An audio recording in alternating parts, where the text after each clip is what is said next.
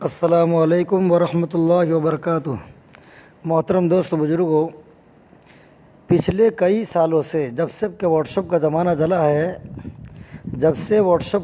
چلا ہے تب سے لے کر پچھلے کئی سالوں میں رمضان کے آخری جمعہ کے بارے میں ایک غلط حدیث امت میں پھر رہی ہے۔ لوگ موبائل پر اس کو وائرل کر رہے ہیں۔ پہلے حدیث آپ کو بتا دو حدیث کیا ہے تاکہ آپ کو سمجھ پڑے۔ حدیث میں یہ لکھا ہے کہ رسول اللہ صلی اللہ علیہ وسلم نے ارشاد فرمایا کہ جس کی زندگی میں کئی نمازیں قضا ہوئی ہو اور اس کو اس کی تعداد معلوم نہ ہو تو اس کی قضا کرنے کی ترتیب یہ ہے کہ رمضان المبارک کے آخری جمعہ کے اندر 4 رکعت نماز اس طرح پڑھے جس میں اتنی مرتبہ سورہ فاتحہ پڑھے، اتنی مرتبہ آیت الکرسی پڑھے۔ ایسی اس کی وجاہت اس میں کی ہے جس کی وجہ سے زندگی بھر کی نمازیں قضا ہو جائے گی۔ پھر لکھا ہے کہ 700 سال کی اگر نمازیں آپ کی ہوگی تو بھی قضا ہو جائے گی۔ یہ بالکل من گھڑت حدیث ہے، یہ جھوٹی حدیث ہے، ایسی کوئی حدیث نہیں ہے۔ سب سے پہلے تو یہ حدیث لکھنے والا گجراتی میں لکھا ہے تاکہ اس کا کوئی تعلق ہی نہ ہو، لکھنے کا طریقہ بھی صحیح نہیں ہے۔ حضور اقدس صلی اللہ علیہ وسلم کے زمانے میں حضرت اللہ کے نبی صلی اللہ علیہ وسلم ایک صحابی غالباً کا جملہ عالم سمجھ سکتے ہیں۔ غالباً حضرت ابوبکر صدیق رضی اللہ تعالیٰ عنہ نے بہت ساری حدیثیں جمع کی اور اپنی بیٹی حضرت عائشہ صدیقہ رضی اللہ تعالیٰ عنہ جو نبی کے نکاح میں تھی ان کو دیا کہ عائشہ اس کو سنبھال کے رکھ۔ پھر ایک مرتبہ ان کو شک ہوا کہ حدیثیں جمع تو کر رہا ہوں لیکن اس کے اندر کوئی ایسی بات کوئی لکھا گئی ہو یا ایسی کوئی لفظ ادھر ادھر ہو گیا ہو تو میرا تو آخرت میں بیڑا غرق ہو جائے گا۔ میرے نبی کی حدیث ہے جس نے میری طرف منسوب کر کے کسی کو غلط بات کہی یا میری طرف سے منسوب کر کے غلط حدیث امت میں بیان کی وہ اپنا ٹھکانہ جہنم میں دیکھ لے۔ یہ میرے نبی کی حدیث ہے۔ تو صحابہ بہت ڈرتے تھے اللہ کے نبی صلی اللہ علیہ وسلم کی باتوں کو لوگوں کے سامنے بتانے سے بہت ڈرتے تھے۔ بہت ڈرتے تھے کہ آخرت میں کیا ہوگا۔ پھر کہا کہ عائشہ وہ حدیث لا جو میں نے تیرے پاس رکھوائی ہے، اور سب کو لے کے جلا دیا اس ڈر کی بنیاد پر کہ اس میں کوئی ایسا لفظ میں نے بھول سے لکھ دیا ہو جس کی وجہ سے آخرت میں میری پکڑ ہو۔ حالانکہ صحابہ کی جماعت میں سب سے بڑا مقام اگر کسی کا ہے تو ابوبکر صدیق رضی اللہ تعالیٰ عنہ کا ہے۔ میرے نبی نے مرتے وقت کہہ دیا وصال کے موقع پر کہ میں نے سارے صحابہ کا حق ادا کر دیا، ابوبکر صدیق کا حق ادا نہیں کیا، اس کا حق ادا نہیں کر سکا۔ ابوبکر صدیق کا دین کے پیچھے انہوں نے جو قربانیاں دی ہے اس کا حق تو اللہ ہی ادا کر سکتا ہے، میں ادا نہیں کر سکتا۔ اتنی دین کے پیچھے ابوبکر صدیق کا لگا ہے، جان مال وقت، اتنے بڑے صحابی ہے۔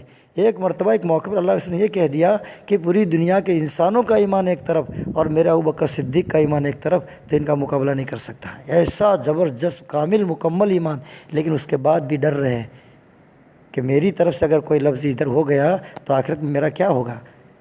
لوگ ذرا بھی پرواہ نہیں کرتے اس طرح کی حدیثوں کو نقل کرنے میں، چاہے عالم ہو چاہے کوئی۔ ایسی باتوں کو لوگوں کے سامنے پیش نہ کریں، لوگوں کو بیان نہ کریں، وائرل نہ کریں کسی کو۔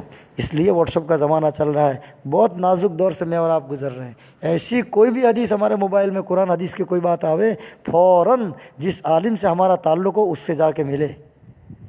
اس عالم کے اندر 2 باتیں ہونی چاہیے، سنت اور شریعت کا پابند ہونا چاہیے، جاہل عالم نہ ہونا چاہیے، بے نماز عالم نہیں ہونا چاہیے۔ سنت شریعت کی پابندی نہ کرتا ایسا عالم سے نہ مسئلہ نہ پوچھے، نہیں تو وہ گمراہی کی طرف لے جائے گا۔ ہماری شریعت میں پیری مرشدی جائز ہے، کوئی گناہ نہیں ہے۔ اگر ہمارا پیر سنت شریعت کا پابند ہو تو اس سے ہم مرید بن سکتے ہیں۔ لیکن آج کل کے زمانے کو پیر اب دیکھتے ہیں کیسا حال ان کا، نمازوں کا کوئی اہتمام نہیں، روزوں کا کوئی اہتمام نہیں، تراویح کا کوئی اہتمام نہیں، قرآن پاک کے پڑھنے کا کوئی اہتمام نہیں، نبی کی سنت کی زندگی سے میچنگ نہیں ہو رہی، اور پیر بنے ہوئے ہیں، لوگوں کو مرید کر رہے ہیں، لوگوں کو بیعت کر رہے ہیں۔ اس لیے کہتے ہیں کہ جس سے بھی اپنا تعلق جوڑے، چاہے پیر سے چاہے کسی عالم سے، تو 2 باتیں اس میں زیادہ تر دیکھو، اس کی زندگی نبی کی زندگی سے میچنگ ہو رہی ہے، اس کی زندگی میں میرے نبی کی سنتیں ہیں، اس کی زندگی کے اندر اللہ کے احکام پورے ہیں، نماز روزے زکوٰۃ حج کے اعتبار سے پورے مکمل پائے جاتے ہیں۔ ایسا اگر کوئی عالم ہے، ایسا اگر پیر ہے تو اس سے رابطہ قائم کیجئے، اس سے اپنا ہاتھ دے دیے اس کے ہاتھ میں، اس سے بیعت ہو جائیے اور اپنے ہر مسائل کا حل ان سے تلاش کرے۔ تو ایسا موبائل میں کوئی بھی ہر آدمی کو ایک اپنے طریقے سے کسی عالم پہ اعتماد ہوتا ہے، بھروسہ ہوتا ہے، محبت ہوتی ہے، تعلق ہوتا ہے، دوستی ہوتی ہے۔ تو ایسی باتیں جب موبائل میں آویں تو پہلے اس عالم سے جا کر ملے اور اس کی تحقیق کرے کہ دیکھو مولانا یہ بات آئی ہے، یہ قرآن حدیث کے بارے میں، اس کے بارے میں آپ کیا کہہ رہے ہیں، اس کا تعلق قرآن حدیث میں ہے؟ آج کل بہت ایسی باتیں لوگوں میں پھیلائی جا رہی ہے جس کا حدیث سے کوئی تعلق نہیں ہے، جس کا قرآن سے کوئی تعلق نہیں ہے۔ امت کو گمراہ کرنے کی بنیاد پر یہ لوگوں کی اس طرح کی سازش ہے۔ بہت نازک دور سے میں آپ چل رہے ہیں، قیامت کا دور قریب چل رہا ہے، اس لیے کہتے کہ ایسا میسج اگر آوے تو کسی کو خدا کے واسطے فارورڈ نہ کرو۔ اگر تم نے بھی فارورڈ کر دیا، تمہارے فارورڈ کرنے کے اس نے عمل کیا، اس کے گناہ کا ذمہ دار کون؟ اس کے گناہ کا ذمہ دار کون؟ جس نے بھیجا ہے وہ تو گنہگار ہے ہی ہے، اگر غلط ہے تو صحیح ہے تو گنہگار نہیں ہے، لیکن غلط ہے تو وہ تو گنہگار ہے۔ لیکن تم نے بغیر تحقیق کے کسی اور کو بھیج دیا، اچھا سمجھ کے، سنت سمجھ کے، حدیث سمجھ کے، قرآن سمجھ کے تم نے بھیج دیا اور اس نے عمل کر لیا تو اس کے ذمہ دار تم ہو۔ اللہ ہماری حفاظت فرمائے۔ حضور صلی اللہ علیہ وسلم کے زمانے میں ایک صحابی حضرت ابو ہریرہ رضی اللہ تعالیٰ عنہ کے پاس ایک آدمی آیا۔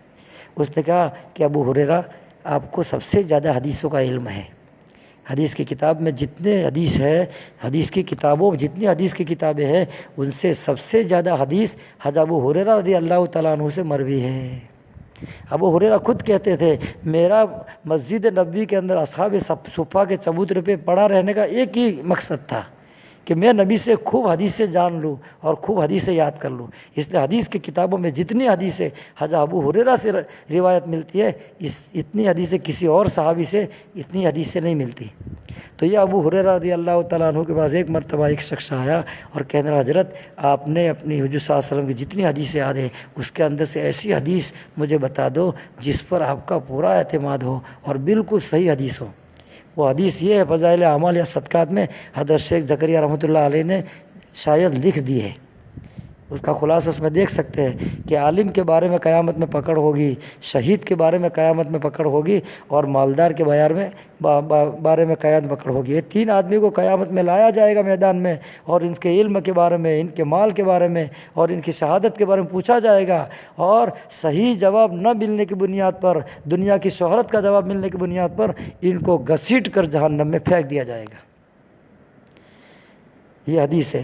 تو ابو ہریرہ رضی اللہ تعالیٰ عنہ یہ حدیث ان کو آنے والے شخص کو بتانے کے لیے، جب حدیث قال رسول اللہ صلی اللہ علیہ وسلم اتنا جملہ کہتے تھے یا کہتے میرے نبی صلی اللہ علیہ وسلم سے، میرے نبی کی زندگی سے یہ حدیث میں نے سنی ہے، اچھی طرح سمجھی ہے، وہ اس طرح ہے، وہ اتنا بولنے کے بعد بے ہوش ہو جاتے تھے۔ کئی مرتبہ بے ہوش ہو گئے لیکن حدیث نقل نہیں کر سکے۔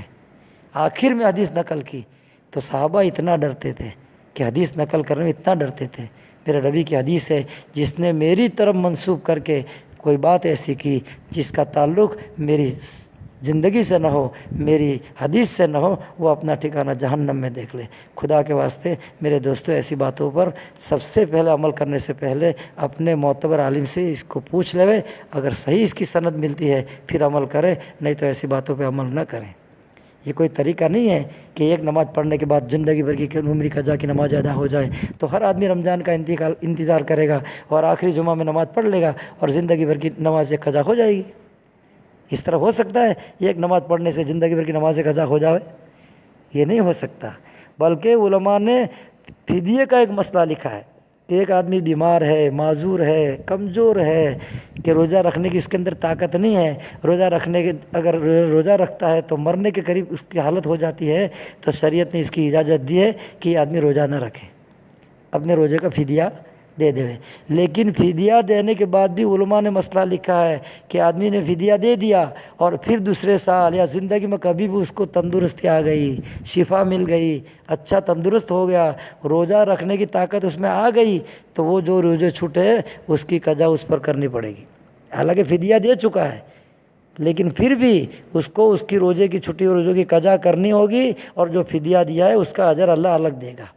جب ایک روزہ کا فدیہ دینے کے بعد بھی تندرستی آنے کے بعد جب روزہ کی قضا ضروری ہے تو میرے دوستو بتاؤ کہ ایک نماز پڑھنے سے، ایک وہ بھی نفل نماز ہے، وہ جو نماز بتائی ہے حدیث میں وہ بھی نفل نماز ہے، ایک نفل نماز پڑھنے سے کئی فرضوں کی قضا ہو سکتی ہے۔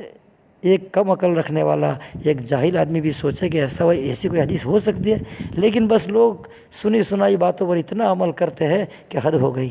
اللہ امت کی حفاظت فرماوے، اور اس طرح کی باتوں پر سب سے پہلے جب تک اس کی تحقیق نہ ہو جائے عمل کرنے کی جرات نہ کرے، نہیں تو کرنے والا اور اس کو بھیجنے والا دونوں گنہگار ہوں گے۔ اللہ ہم سب کو کئی کوئی باتوں پر عمل کرنے کی توفیق عطا فرماوے، اور ہمارے نبی سے سچی اور پکی محبت عطا فرماوے، اور نبی کے طریقے پر صحیح عمل کرنے کی توفیق عطا فرماوے۔ آمین۔ وآخر دعوانا ان الحمد للہ رب العالمین۔ السلام علیکم ورحمۃ اللہ وبرکاتہ۔